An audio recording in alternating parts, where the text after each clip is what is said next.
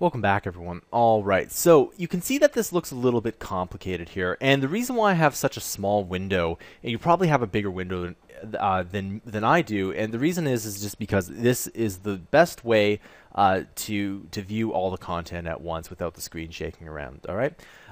In my earlier courses, I used to really format everything, but I got some complaints, so I just essentially do it like this. So this here looks really complicated as of now, right? So let's just go ahead and let's just delete all the style points here because we don't technically need them. Now, again, what will end up happening is programming might look really complicated, but once you know how to navigate it, it's actually much simpler. So let's just go ahead and let's just get rid of all of that. Okay. Now, one thing you can do is you can put tags within tags here. And to demonstrate that, let's type in a little bit more text to the paragraph here.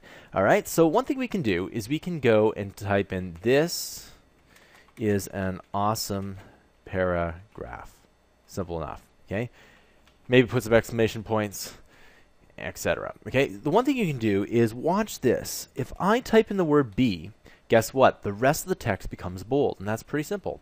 Now, I can make as much or as little text bold until I put in the /b, and then it just becomes bold here, okay?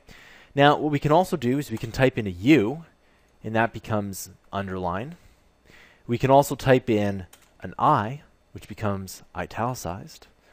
And we can also put EM, which is also italicized. I generally like to use bold, underline, and italicized just because that's what you usually see in most word processors. Now, the question is can we have more than one tag here? Well, watch what happens when I put in another bold tag here.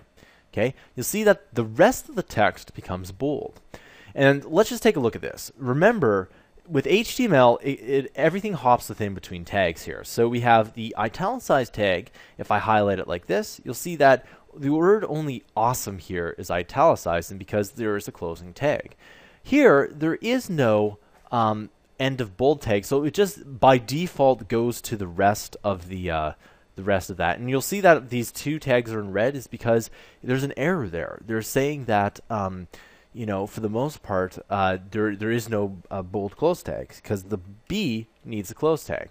So you can put the bold tag here, or if I just cut this out, and I can put it there too, right? But you'll see that that is technically incorrect, and for the most part, it doesn't like that. So you can just go ahead and put that back there, okay? And of course, if you really wanted to, you can go ahead and put in an underline, okay? And of course, where are we going to put that underline here? We're going to just put it right there, okay? And there we go. So you can see that. So you can see that I have a whole bunch of tags within tags here.